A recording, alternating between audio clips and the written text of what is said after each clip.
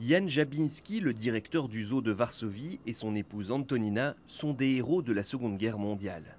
Pendant 5 ans, ils ont caché ici environ 300 fugitifs au nez et à la barbe des nazis, essentiellement des juifs évadés du ghetto et des membres de la résistance polonaise. Dans le secret le plus total, hommes, femmes et enfants vivaient dans la cave de leur villa, tandis que le zoo grouillait de soldats allemands. C'est Antonina Jabilska qui a organisé la vie quotidienne dans la maison. Elle a mis en place une règle, s'il y a un danger, elle s'assied au piano et joue l'aria d'Offenbach, La Belle Hélène.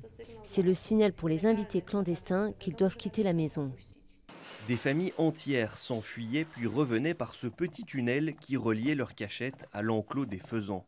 Pour ne pas éveiller les soupçons, les Jabinski essayaient de mener une vie normale.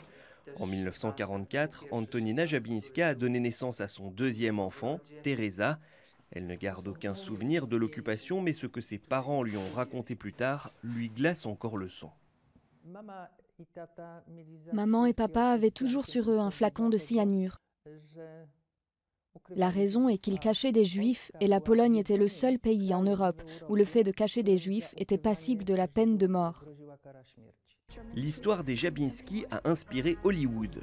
Le film The Zookeeper's Wife, la femme du gardien de zoo, qui sort cette semaine dans les salles polonaises et aux États-Unis fin mars, raconte leur épopée.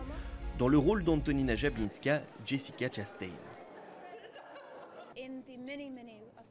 Les nombreux films qui racontent la Seconde Guerre mondiale et l'Holocauste se focalisent sur tout le malheur qui accompagne ces événements.